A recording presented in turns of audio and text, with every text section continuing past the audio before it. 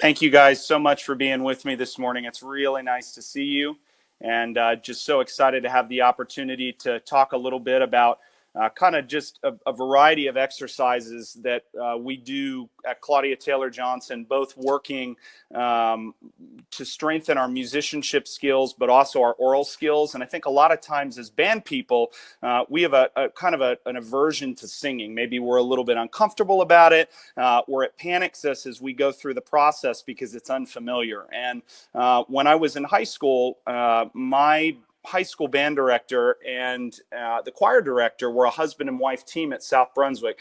And one of the things that led to was a lot of collaboration between the choirs and the bands. And so we did a lot of our concerts together and a lot of different things that just made for an incredibly memorable and wonderful musical experience. And I was signed up in AP classes in my senior year and ended up deciding to take choir that last year. And I feel like it had such a profound impact on the things that I'm able to share and to offer for my ensembles. When I got to Rutgers and Mason Gross School of the Arts, I was enrolled in an ear training class there over the course of 3 semesters. Most of us took oral skills, and ours was every morning at 8:15 a.m. And Dr. Kirshner was the kind of the master of ceremonies for that during all of the time there, and spent a lot of time going through the basics again, and then pretty quickly jumped into some of the most advanced stuff still to date that I've ever been a part of. And I remember spending many late nights up working out of the late chapters of the Ottman book and the Edlin book and the Ann Carruthers Hall rhythm book, and just going through different kinds of things that at the time I kind of wondered how this was going to connect to me being a better euphonium player. But as I got into being a band director down in Texas, I go back to this being some of the most important material that I've ever used. So you can kind of see if you go through in the handout, if you've been able to access that. That handout kind of contains the hey, we've never done singing with our students before. And I kind of, everybody talks about it. And we go back and forth in the summertime with the drum corps that I've worked with on whether or not there is a value in singing. And you kind of have the 2 schools of thought. You have the people that think as instrumentalists, we should sing all the time. It teaches you to be musical, it helps with pitch. We talked about that. And then you have kind of the schools of thought that go, I don't know that the singing thing really does much. I don't know that it's something that I'm comfortable with. And so, whichever school of thought you're in with that, the one thing that I can tell you, having spent the semester teaching Zoom master classes and working with our students, is that the singing was probably the easiest thing to do virtually because you were able to do assignments and work kind of out of the oral skills books that I worked out of in college. And I feel like that makes a pretty big difference when you go when you go to something that the kids have small chunks, they have the text, they have things to work out of, and then you give them an assignment and then they come and they perform. And all of a sudden the grades aren't as relevant because now they have to perform by themselves. And so, one of my students said last week, we did a presentation for the band app and for Music for All, and kind of talked about how we don't want to show up to class unprepared, because then we're going to be bad in front of our peers. And some of the kids may be so overwhelmed by that it creates panic, which is not what you want to do or not what I do. But if you kind of understand that for some reason, when band kids have to sing, it's so out of the comfort zone that if they have to kind of do it in front of people, even if it's a little bit, they're probably going to practice it. They're going to work at it a little bit because they want to learn how to do it. And then their peers start to learn how to do it. And before you know it, you're in this situation where it becomes just a big part of what we do. So kind of going through the handout and looking at the different things, I think the very first thing, if you're going to introduce singing with your students, you want to have it be things that they're familiar with. You want to try to do, concepts, topics, whatever it is, you don't want it to be too over their head. So, it might be that we put on 5 notes of a major scale, and we're going to start with humming. And that's what I always advocate is the hum. So if we're going to be on this note and we're going to go here,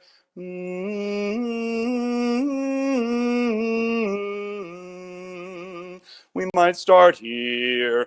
Mm.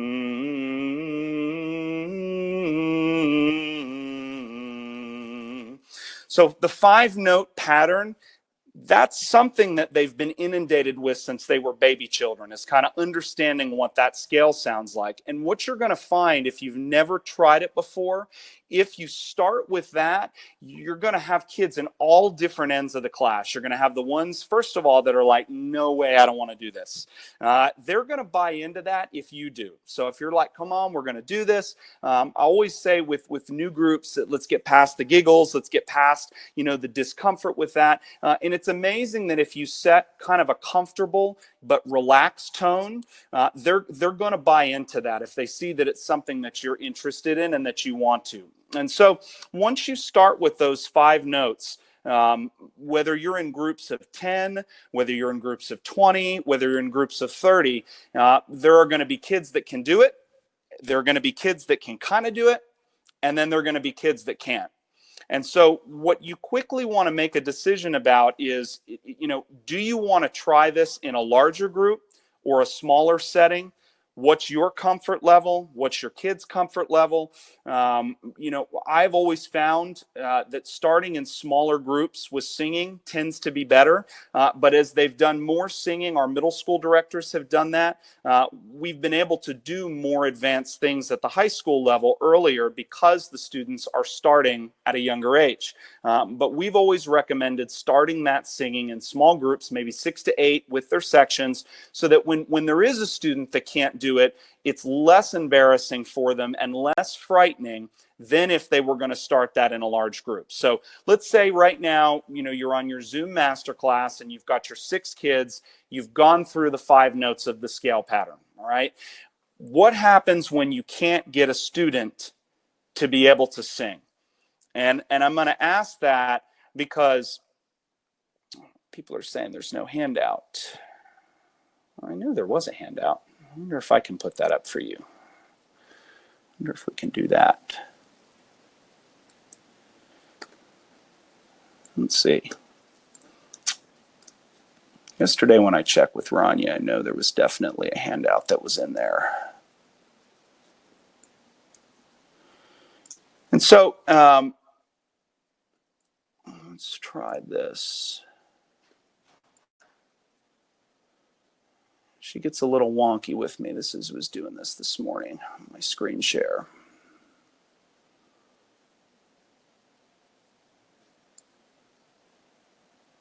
That's what I want. You can see it kind of looks like that in the background. So when this is finished, you'll have a copy of the handout. I'll make sure that we get that up to everybody that's in today. But in the handout, the copy will start with the question that'll say, why sing? And then it'll say, what can we sing? And so we're kind of in that section right now of what can we sing? And in the what can we sing section, it's going to talk about the scale. It's going to talk about familiar exercises. It's going to talk about singing notes on numbers. So it gives you some suggestions on really kind of starter things that you can be doing as you go through that process to make that work. So we're in our small groups and we started, and the student isn't able to go. One of the biggest things that you want to do first is help the student find the very first note. And the challenge for non-vocalists is sometimes recognizing range. Now, if I'm a trumpet player, I understand that at the beginning of the day, I might not want to start out on a high C. That's going to be something that's uncomfortable. And that would be the same thing if you have a young singer or a novice vocalist that starts out in a range that they're not completely comfortable with. They're going to be fishing, they're going to be forcing, they're going to look panicked, and it's going to be really uncomfortable. So, trying to find where the middle of their range is going to be important. And you can noodle with that. You can just have them match a single pitch. You can have them find one. What I usually like to do is start on an F concert, because that's where we start, and kind of move if I'm here and then I'm humming. They can actually play it on their instrument and they can go back and forth between playing and singing it. And so in the playing part of it, you understand it at a beginner. If you've ever tried to teach a beginner to get that first note, it's no different. They panic a little bit, they giggle, maybe the instrument gurgles, it makes like the garbage disposal noise in the sink. And so that piece of it, doesn't necessarily translate at first. It's not any different with singing. And then, of course, there's the kid that gets it immediately. They're able to get it right at the first try. And so that's the part of where, with the students that can't get it, helping them find the single pitch is the most important thing. And you can help them do this. You can help them do this. You can help them do this as they get close or back down. And eventually you'll help them find it, and it'll be like the first time that they made a great sound on their instrument. They'll smile, you'll smile, the other kids will smile, and you've got your first victory in singing. So that at the middle school level, what you want to be cognizant of is the ranges for the boys, and as a young singer, boys are going to be particularly self-conscious if their voices haven't changed. And so this is the part where if you have never sung before, or you've not, you'll want to do a little bit of practice in trying to figure out what your falsetto voice is. So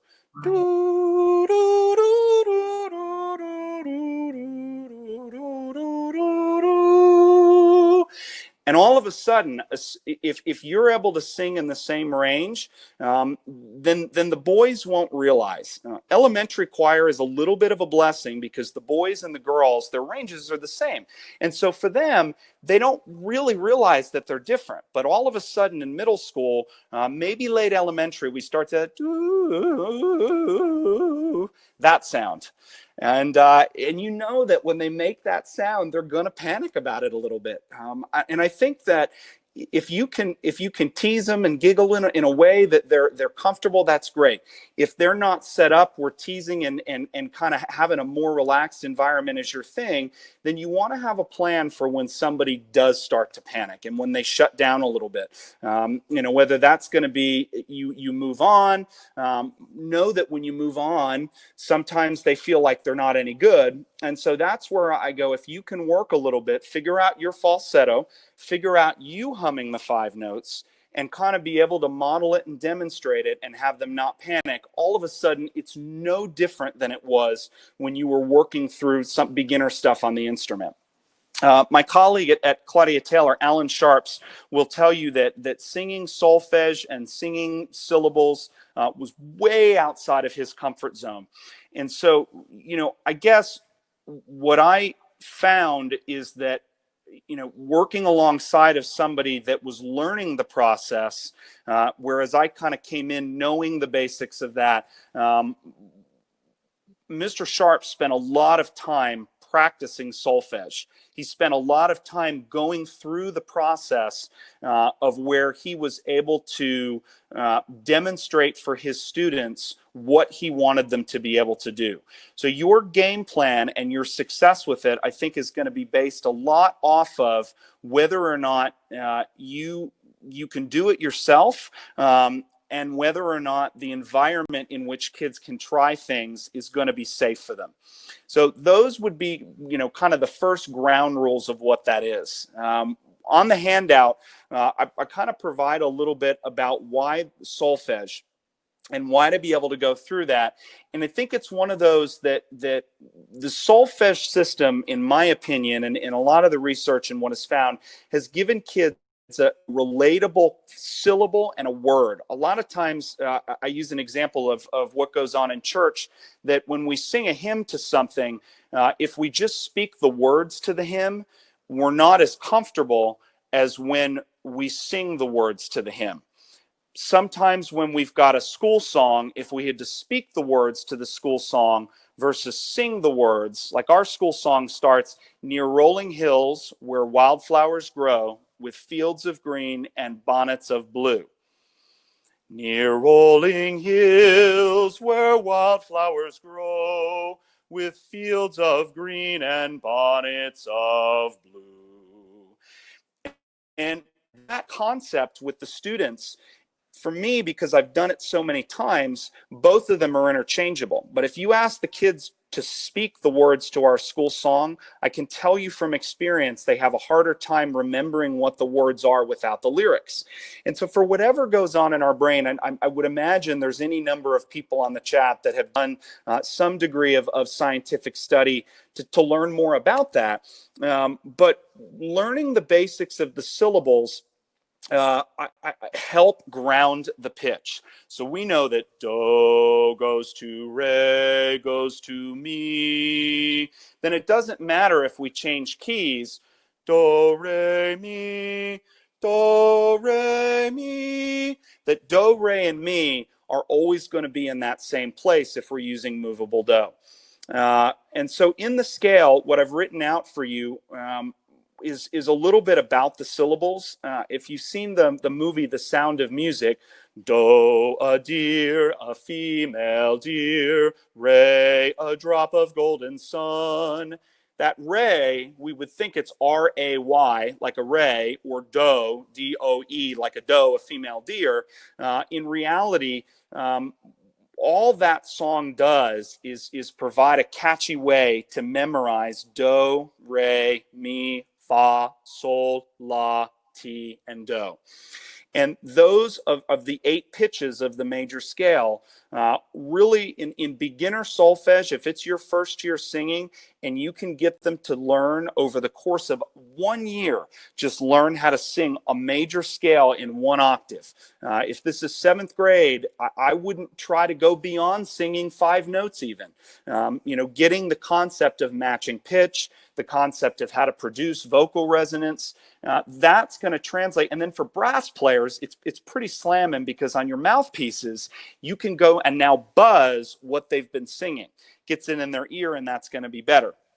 You want to think a lot about in the basics of the solfege that although, the number of us that are on here this morning, we could probably pretty quickly in 30 minutes as musicians learn how to sing that major scale on solfege. Recognize for your students the pace of learning to sing probably won't be a lot different for most of them than the pace of learning their instrument. They just caution you that a lot of times, when we go back from clinics, we get excited about stuff and something seems really basic.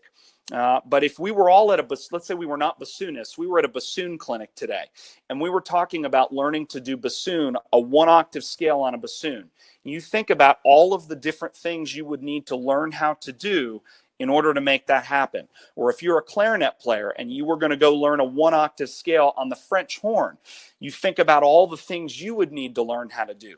So realistic expectations with singing, I just think is going to be so important. And on Zoom, it's so cool because you can do this. You can do small groups on Zoom. You can do optional rehearsals where the kids come together with their instruments and with the singing. And that's going to make a big difference in what happens for that. But, when you get to the syllables, if you've never seen them before, I talk a little bit on that handout and in your in your basic understanding of it. There's the consonant, and then there's the vowel. And so for the band students, we talk about a consonant and a vowel whenever they go to play. Just in the chat, and I don't even want to do a poll on it. I kind of want to see how many of you, when you tongue, you are a da syllable person. Just type a da into the chat versus a ta syllable person if you're going to tongue.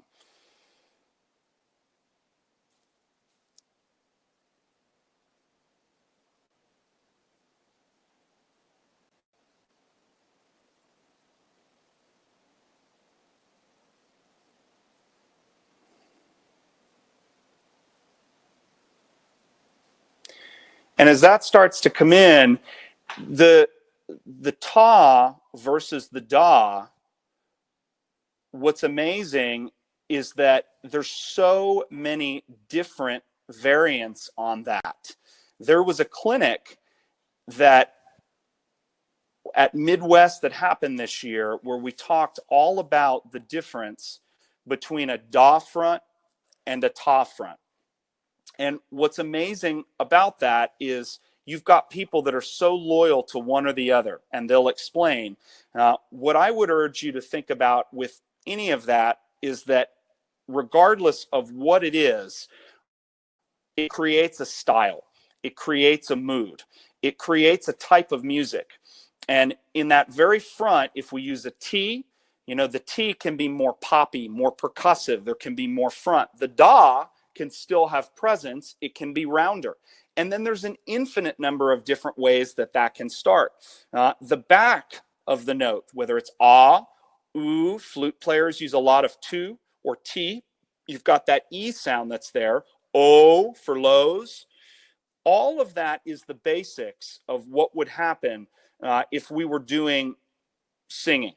And so if it were do has the D as the consonant, which is going to be that style, and that O, which is going to be the voicing, the vowel. Do, re, mi, e, fa, sol, sol. And we use O-L for that. La, ti, do. And working with the kids on what the shape of the mouth looks like, I just think is so interesting, because their awareness for that is going to translate to their awareness when they go to sing. So a lot of times brass players, for a lip slur, ee, ooh, ee, ooh. Because I've been singing E and ooh in my solfege, I'm getting a better understanding of how that's going to translate over to my instrument. On the instrument, with brass flexibility, clarinet voicing a lot of times. Clarinet players, when they're up in the top register, there's a lot of clarinet teachers that think about E. It's going to be that same syllable as me or T when we're singing solfege. So there's a lot of things that connect back and forth. And I feel like that singing will familiarize them with that, and they won't even realize that that's happening. And so with singing something and then playing it, a really, really, really good way to get them comfortable with singing is to talk about the breath support that they would use to play. And so whatever breathing exercises you might do, if you do any breathing, start with that same breathing.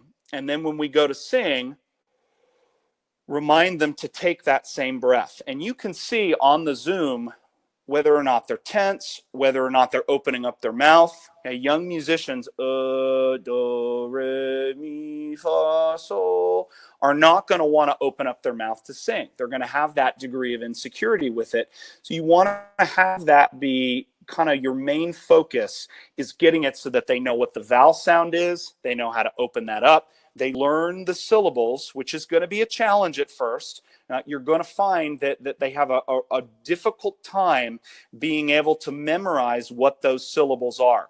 And at the beginning, don't be afraid to write them out. I have our guys write our stuff out. We write out everything at first to get them comfortable with that. Eventually, when they've done it over the course of time, it will become second nature with it.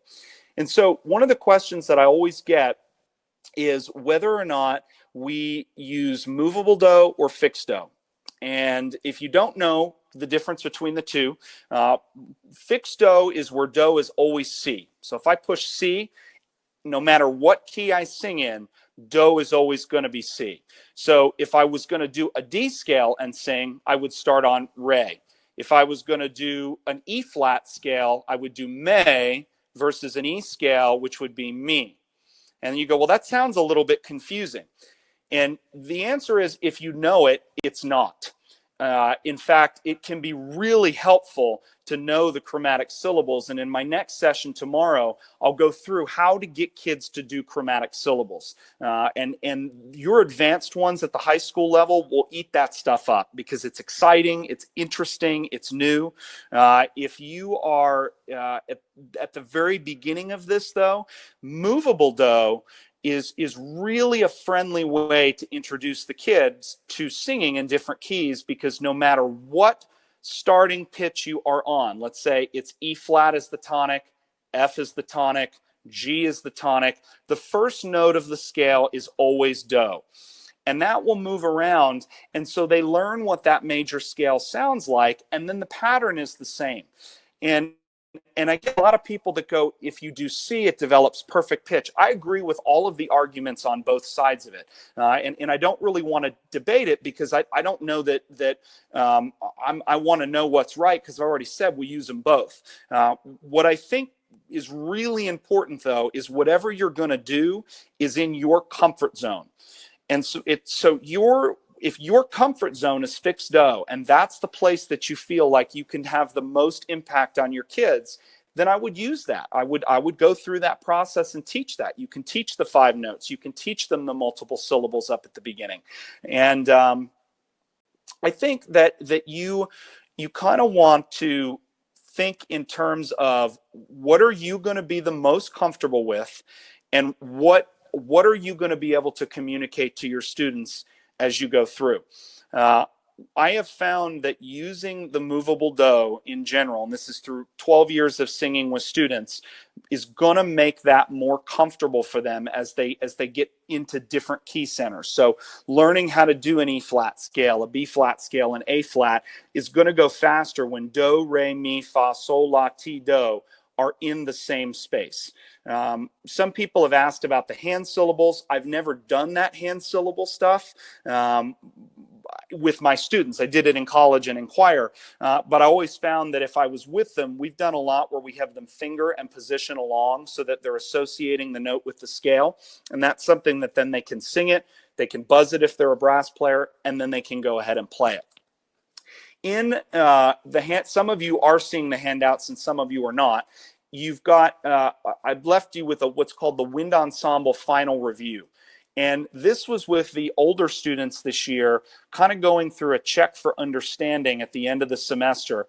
What are the things that they knew, and what are the things that I still needed to fill in the gaps? And I feel like sometimes having the kids write things out by hand. So I'd be like, what are the notes of the major scale? What is the chromatic syllables? What is the scale in thirds? Having them write that stuff out serves the purpose of, you can see every kid either knows what it is or has an understanding, or they don't, but now at least they have the cheat sheet. So that when they go to memorize it, they've had to write that out and they've had to hand that out. So those two things in what's happening were huge for us this spring, in me being able to know kind of where my kids are and what they needed to do.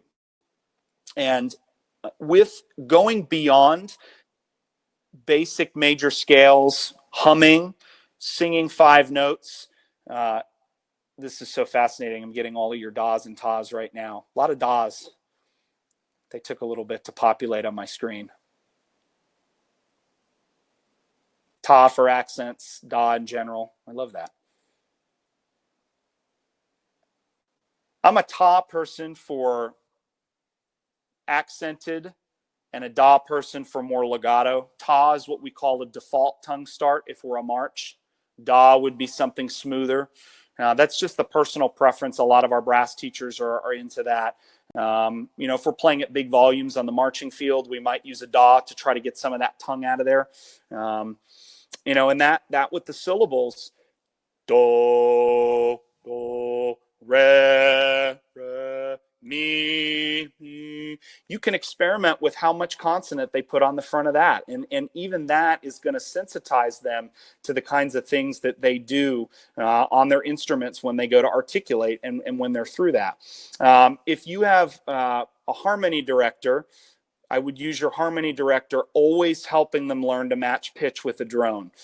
You can sometimes go back and maybe say, I want you to sing 4 notes up, and then you check them to see if they were in the right spot to show them whether they were sharp or flat.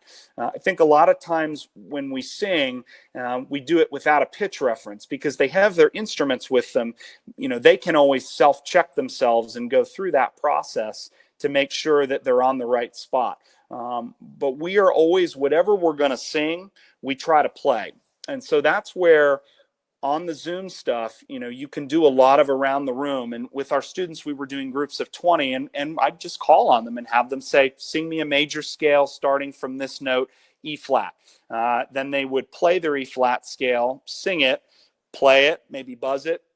and you experiment with that, getting them to be confident. And our period 7 students, which are our 3rd and 4th band, that was their big victory this spring, was being able to do a 1-octave major scale, and also to learn to sing their Remington exercise. But they would do Remington just singing on ooh, ooh, and that seemed to work really, really well for them. With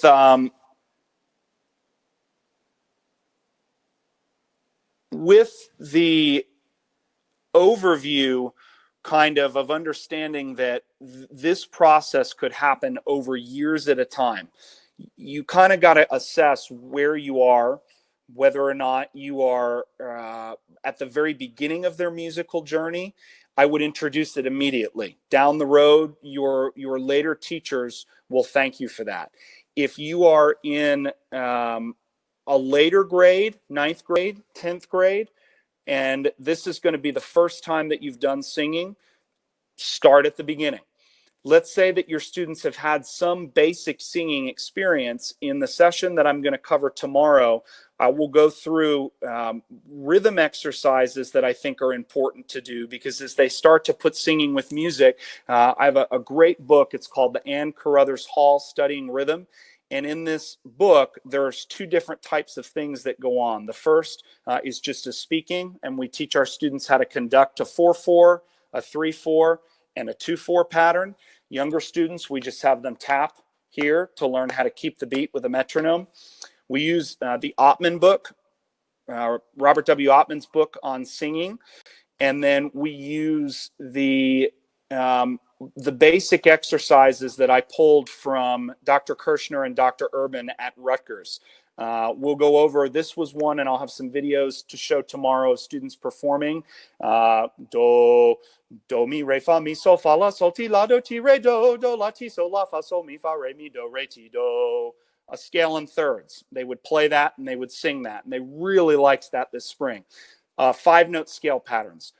Do, re, mi, fa, sol, fa, mi, re, do, re, mi, fa, sol, la, sol, fa, mi, re, mi, fa, sol, la, ti, la, sol, fa, mi, fa, sol, la, ti, do, ti, la, sol, fa, sol, la, ti, do, re, do, ti, la, sol, la, ti, do, re, mi, re, do, ti, la, ti, do, re, mi, fa, mi, re, do, ti, do, re, mi, fa, sol, fa, mi, re, do.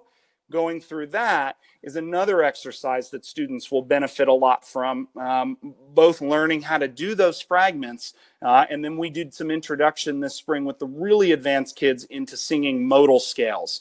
So they did Phrygian, Dorian, Mixolydian, and that's kind of the far opposite end of this. That's where you can be over years of time.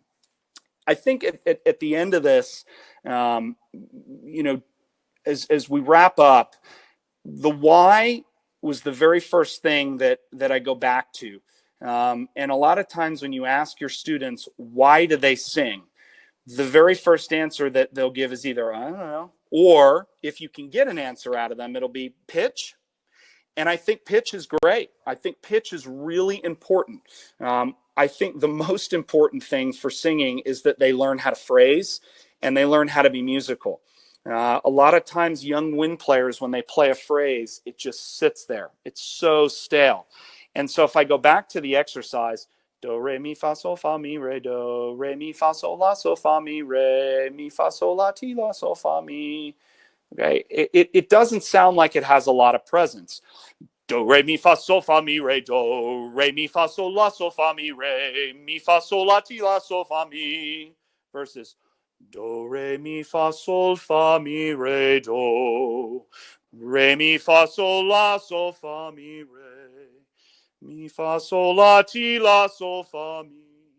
I can learn to do feathered tapering releases, things that come up and down with that. And all of the wonderful things that choir singers know that they do on a daily basis. You have the opportunity to do that with your students. And when they can sing it, I don't necessarily believe it's going to immediately transfer to the horn. But what it does do is it checks that they have an idea in their head. They know what they're trying to say. If you have a speech, you have your words written out, you know what you're trying to say, versus, off script where maybe you aren't as sure as what that's going to be. So the why in getting them to buy into that, younger students will be all over the board with that. Older students will be all over the board with that. And so the buy-in, it's kind of up to you to create that buy-in through your confidence and your comfortability as you go through to sing. And like I said, if you show up and you're prepared and it starts to feel comfortable, they'll be excited to get to hear you sing. If the most of your singing is going to be singing one note for 4 counts and then singing another note for 4 counts, I think that's really great too. And that'll get them going. So tomorrow we'll do chromatic scales, singing those, playing those, scale on thirds, the 5-note scale pattern, how to get into singing some modal things and why that could really be helpful to them. And I will play you a bunch of examples of students that have put together different canons, 4-part Bach chorales. We sing our chorale every day. Those of you that have tried to sing your chorale, if you do one every day, you realize how hard that is to get them to be able to hear it when there's different parts. So talk a little bit about what you can do with that and how to make that happen. And I really think these are just wonderful things that your band students can be doing over Zoom and over Skype. It's really, it really doesn't require that they sing together. And if anything, as they're first getting going with that, learning how to do things one at a time or one-on-one is almost the best environment for them to be able to do this. Kind of like in beginner class, you would just go down the line, and 6th graders and 5th graders and 4th graders tend to be pretty fearless. Their hands all go up and they all want to volunteer. And then they get older, and 7th grade, I always joke, 7th grade kind of ruins them a little bit. They become really self-conscious and they become afraid of everything. And there's a lot more giggling. And the middle schools that do the singing, though, are proof that it can happen. And middle school choirs are wonderful. So you can always ask for the help of your choir director to make that happen.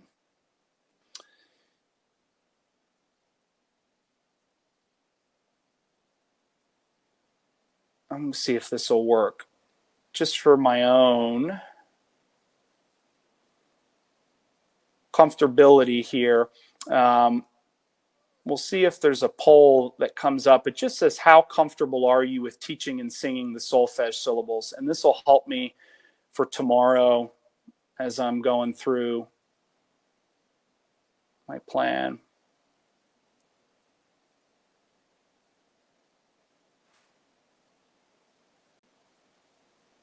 If you take that, that'll give me results with tomorrow, and I understand with syllables kind of what the audience is going to look like there.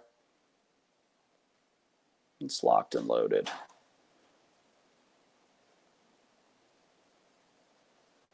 I'm amazed as you go through the chat. Agatha says she's a T for clarinet. Trombone, it depends on the articulation. Yeah, our trombone teacher is Mr. Dixon. Joe Dixon has just been such a profound influence on my thoughts with articulation. And we have a clarinet teacher that teaches for everything and has had a lot of wonderful clarinet players.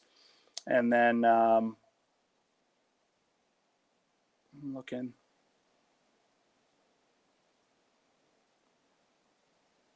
Yeah, concert B flat or F. Brittany makes a great suggestion. Brittany's talking about concert F and B flat as being a good place to start with matching. And that's kind of what I've done, because I feel like those are the pitches that they have blended into their head. That's so cool. Someone asked how much time during the course of the week. So before COVID, that's a really good question from Wayne. How much time we spend in the month of January? Probably we've got 50-minute classes for 3rd, 4th, and 5th band. 1st and 2nd band have 90-minute classes. And in those 90 minutes, we probably do 35 to 40 minutes of fundamentals. So that would be singing, breathing, long tones, technique in January. And then as that gets closer to UIL, that starts to flip to being, closer to maybe 20 minutes and then, 60 minutes on music, and then the 10-minute setup and transition. But I would say no less than 5 minutes a day is spent on singing. Mr. Bennett, who's been a big mentor for me, who's retired from University of Houston, said every day you need to do a little bit of breathing and a little bit of singing. Gino, who teaches brass caption head at Boston Crusaders, he's big that singing activates the mind, and so it gets their brains and their bodies going. So we spend, during COVID, we were doing 45 minutes a day with them. And I would say of the 45-minute Zoom classes, 30 minutes of it was doing different kinds of solfege and chorales and things like that. Lucas asks, how do you decide when to use what? So great question. We use movable do if I'm singing tonic or tonal melodies, so scales, chorales. If I am doing an atonal melody, so something that is 20th century or doesn't have a key signature and has a lot of chromaticism, then it would be in the key, not a key, but the key of C anyway, and we learn the chromatic syllables. But I try to use movable do as much as possible. I think for singing band music, me personally, I'd be using that movable do all the time. Elise says I think it's ideal to stick with one, and I agree. And that's why we do it, except for if we're singing something that has a lot of chromaticism, which for the wind ensemble kids, if they're doing theme and variations, or they're doing any number of the Hindemith different things, and that's for your really advanced guys. And I know there are a lot of you out there that have that. You're going to want to learn how to sing in that fixed do and use it for that. But I wouldn't be using fixed do for stuff that is tonal. That's just personally me. How do you use fixed do, different instrument keys, sing the song? And that's it. Yeah, Joseph asked that. And that's exactly right. That's why I do that. Some of my kids started. They also use fixed do and aren't comfortable with the alphabets. Yeah, some of my top players. I have two of them that are that did their beginner schooling in Mexico, and they talked about everything being on fixed do. So for them, it was a process of learning the syllables again, and it's where I just go patience, numbers are another great way to go. I really think that you want to do this. Catherine asked about the handout. So this first handout here is really just a one-pager. I mean, this is, and there's a point to that tomorrow's handout is 3. Hopefully you'll be able to see it. Today's is just 1. And I think that the one-page handout and understanding it is so important that that's it. It's a basic. Teach the syllables, teach one note, go through that. Because if you've never done it before, I think you're going to find that getting kids on board with it is going to be a year-long process to begin with. And over time, the kids that are coming back will get more comfortable. And so tomorrow's session, I'll give you tons of different ideas on what you can do with it after you've gotten into that. And I think that we've kind of gotten both mixes in the room right now of people that are I say all the time. John asked, have you ever encountered if I wanted to sing and join choir? I always say to them, if you wanted to sing, you should have joined choir. You had no idea you were going to get signed up for it now. And some of them groan and they roll their eyes, and they will, as they do with a lot of things that are uncomfortable for them. Do I ever have students that refuse to sing? Earlier on, yes, I did. And in getting that buy-in was key in smaller groups. A lot of times kids were afraid to sing because the number one thing they said to me was, Mr. Lipman, I sound bad. I'm insecure. Smaller groups are going to help with that. They're really going to help with that and building that comfort. I have encountered students that have refused to sing early on, but by later in the year, I could at least get them to hum. And if I've learned that there's a student that really hates it, I probably am not going to call on them to sing by themselves. I just learn as we go through the class. If I could get them to sing or hum when the group does, then I see that as a victory. I'm not into trying to make it so that they're going to drop. And you get creative with it. You might, if you've got that student that's not wanting to do it, get them, see if you can in a group of 3 or 4, break that down, and that might help.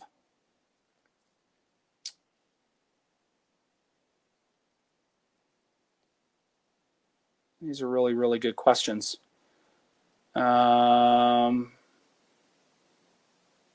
So I think we're right here at the end. For anything on the handout, if you were not able to get it, if you could get it, my email address is my first and last name, Jarrett Lipman, JarrettLipman @gmail.com. And I will send you both the slideshow that I was going to run through with today and also the handout so that you can get through that. There it is, popped up at the top.